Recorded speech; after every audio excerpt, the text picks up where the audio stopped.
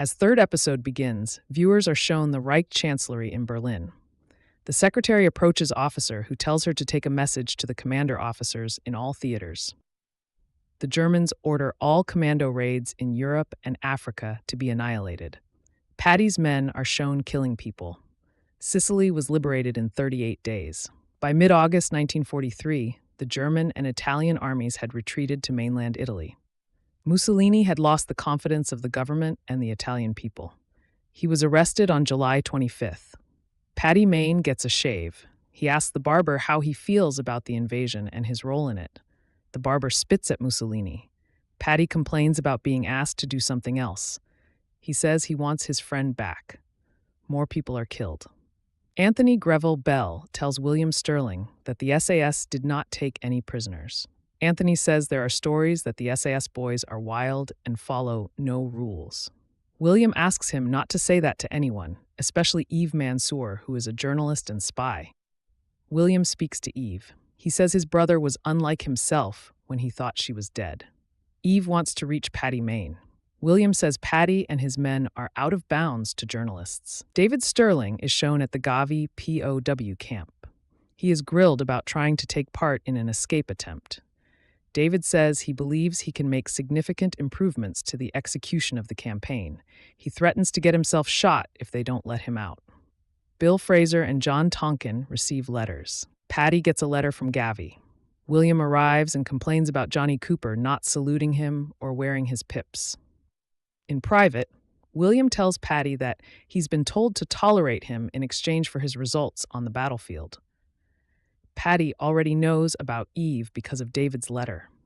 William says she must not be near the front line or have any details of the strategy of their advance. They argue about whether Paddy and his men can be trusted with innocent people. The gravel will continue to be thrown. Paddy is told his next mission starts tonight, and he must liberate Termoli from the Germans. The Italian resistance and Riley will be sent ahead to reconnoiter the town, take out a spy, and clear the station. Paddy and the group head toward Termoli along the Buferno River on October 2, 1943. Alessia Biondi and Alfredo walk around Termoli. They're stopped so their papers can be checked. They're eventually allowed to pass. They meet like-minded individuals. Pat Riley asks them about Giulio Colombo. When Pat sees him, he shoots Giulio dead and says he's a spy. He tells everyone that the British SOE intercepted transcripts of communications. Pat explains the SAS are on their way. At the 2 SAS HQ in Bagnara Harbor, William meets Yves, who says they got off on the wrong foot. He asks Yves if his brother is in love with her. Yves claims love doesn't suit David. She's heard Paddy is heading for Termoli. She says he'll have to overcome the German rearguard first. John and Reg deal with barbed wire and find out that some of the soldiers are moving out. Paddy tells Bill Fraser he's decided to be more human, so he's washing his feet. He says it's not his human purpose to send men to die like cattle. Jim Almonds tells Paddy that they're in position. They go in and clear the station of soldiers. David climbs into a hole in an attempt to escape the prison. He makes it to a rope that he uses to climb down the side of the building. A guard finds out and cuts the rope. David crashes to the ground. William tells Yves a story about David. He claims 2 SAS will be ready for engagement with enemy forces in 5 days' time. William says he doesn't deserve empathy when the real work is being done away from there by a man who drinks Poitin. One man is left inside. He offers to surrender and comes out with his hands up. The officer says he's a captain of the Panzergrenadier Division. He says his younger brother is badly wounded.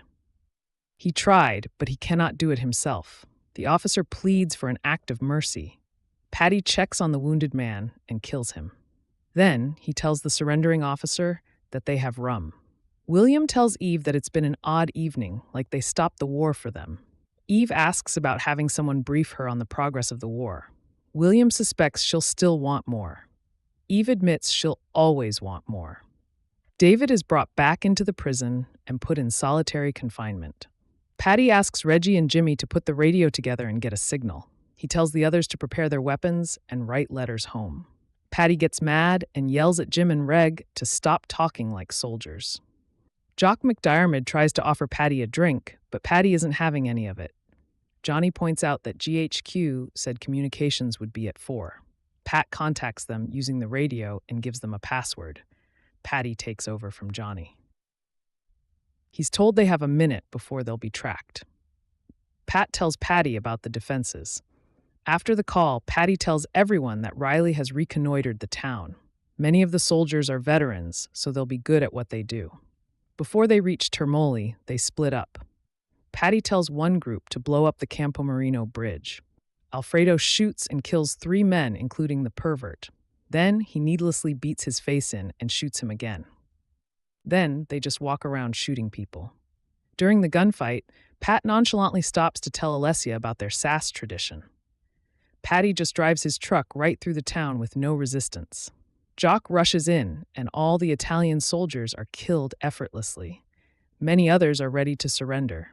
Everyone celebrates with the Italians out of town.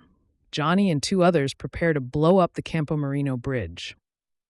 Patty tells Pat that none of the surrendering soldiers are wearing the insignia of the Cretan campaign on their arms. Pat says the resistance saw some soldiers heading north in organized units. Patty suspects the real soldiers made a tactical withdrawal. He worries the Liberation Party might be immature. John and Johnny encounter enemy fire. Bombs begin exploding in the city. Pat tells Patty they were seen crossing the Campomarino bridge. Johnny yells every man for himself before fleeing. John rushes to finish setting the explosives. He's captured. The officer tells him that they've been ordered to annihilate the commandos in German. John doesn't understand him. David believes he sees Eve. Johnny makes it back to Patty and tells him what happened to John. Patty says the shelling has stopped because they're moving their Panzer tank divisions to the edge of the town. They will move tonight or tomorrow. Patty says their orders are still to take Termoli and hold it to the last man.